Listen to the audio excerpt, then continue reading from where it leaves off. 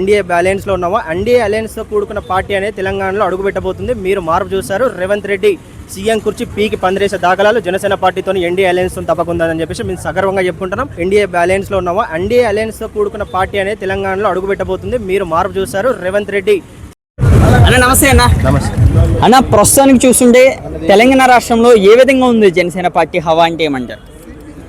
Definitely సింపుల్గా మేము చెప్పేది ఏంటంటే జనసేన పార్టీ అనేది విద్యార్థుల పక్షాన విద్యార్థుల భవిష్యత్ పక్షాన మేము అనేది జనసేన పార్టీ అనేది స్టాండ్ తీసుకుంది. మోర్ ఓవర్ జనసేన విద్యార్థి విభాగం ఏదైతే ఉందో జనసేన విద్యార్థి విభాగం అనేది ప్రజల పక్షంతో పాటు విద్యార్థుల హక్కుల కోసం మేము పోరాడుతున్న దాఖలాలు ఈ రోజు మీకు కనబడుతున్నాయి. ఈ ధర్నా చౌక్కి ముఖ్య ఉద్దేశంగా మేము తీసుకున్న కాన్సెప్ట్ ఏంటంటే విద్యార్థుల రియంబర్స్మెంట్ కానీ ఫీజు బకాయిలు కానీ ఏదైతే ఉన్నాయో అది తక్షణమే చెల్లించాలనే ఉద్దేశంతో మేము ఈరోజు ఈ నిరాహార దీక్ష అనేది కండక్ట్ చేయడం జరిగింది. అన్న, మరో విషయం అన్న, ప్రస్తుతానికి తెలంగాణ రాష్ట్రంలో 2028 ఎన్నికల్లో జనసేన పార్టీ ప్రభావం ఉంటుందంటారా?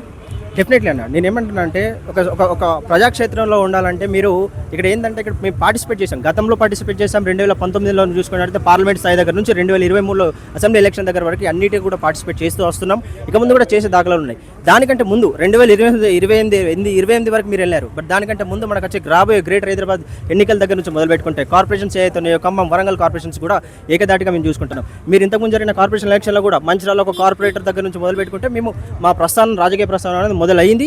ఇక నుంచి కూడా ముందుకు వెళ్తున్నామని చెప్పేసి సీఎం ఎవరన్నా తెలంగాణకి నెక్స్ట్ సీఎం అంటే ఎవరి పేరు చెప్తారు సార్? పార్టీ అధిష్టానం ఎవరు డిసైడ్ చేస్తే డెఫినెట్లీ వాళ్ళనే మీ సీఎంగా. ఏ పార్టీ అంటారు నెక్స్ట్ 29లో? అంటే దాని అర్థం అన్న, నెక్స్ట్ 29లో తెలంగాణ రాష్ట్రంలో ఏ జెండా ఎగురుద్ది? ఏ పార్టీ జెండా? డెఫినెట్లీ ఏదైతే ఇప్పుడు మేము ఉన్న ఎన్డీఏ బ్యాలెన్స్లో ఉన్నామో ఎన్డీఏ అలయన్స్తో కూడుకున్న పార్టీ అనేది తెలంగాణలో అడుగుపెట్టబోతుంది. మీరు మార్పు చూస్తారు. రేవంత్ రెడ్డి సీఎం కుర్చీ పీకి పందిరేసే దాఖలాలు జనసేన పార్టీతో ఎన్డీఏ అలయన్స్ తప్పకుందని చెప్పేసి మేము సగర్వంగా చెప్పుకుంటున్నాం. ఏ పార్టీలు కలిసి వచ్చినా ఏది వచ్చినా కూడా ఈసారి చరిత్ర తిరిగి రాయబోతున్నాం. కానీ రేవంత్ రెడ్డి ఏమో అసలు కుదిరేదే లేదని కూడా చెప్తున్నారు. సార్ నేను ఏమంటున్నాను సార్, ఒక ప్రాంతీయవాదాన్ని తీసుకొచ్చే ఉద్దేశంలో 100 రకాలుగా మాట్లాడతారు. ఒక వ్యక్తి కుదరదు, ఒక వ్యక్తి కుదురుతుంది అంటే మనం నిర్ణయించడానికి ఎవరు లేదు. ప్రజలు అనేది అల్టిమేట్గా నిర్ణయిస్తారు. ప్రజలు నిర్ణయించేది ప్రజలు ఏదైతే అనుకుంటున్నారో అదే విధంగా మేము ముందుకెళ్తాం.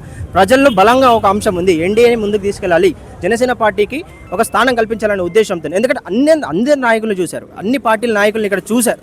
మీరు చూసుకుంటే 1980లో బీజేపీ పార్టీ నుంచి మొట్టమొదటి ఇక్కడ గెలిచిన వాళ్ళకి ఛాన్స్ ఇచ్చారు, టీఆర్ఎస్ పార్టీ లాంటి ఛాన్స్ ఇచ్చారు. అలాగే కాంగ్రెస్ పార్టీ ఏదైతే ఇందిరమ్మ రాజ్యం అని తీసుకుంటారో ఆ పార్టీకి కూడా ఛాన్స్ చేయడం జరిగింది. డెఫినెట్లీ ఎన్డీఏ అలయన్స్లో భవిష్యత్తులో కూడా డెఫినెట్లీ కార్పొరేషన్ దగ్గర నుంచి మొదలు పెట్టుకుంటే జిహెచ్ఎంసీ, ఎంపీటీసీ, జెడ్పీటీసీ అండ్ అలాగే రాబోయే స్థానిక సంస్థల ఎన్నికల్లో కూడా తప్పకుండా జనసేన జెండా ఎగురుతుందని చెప్పి సాగరంగా చెప్పుకుంటారు.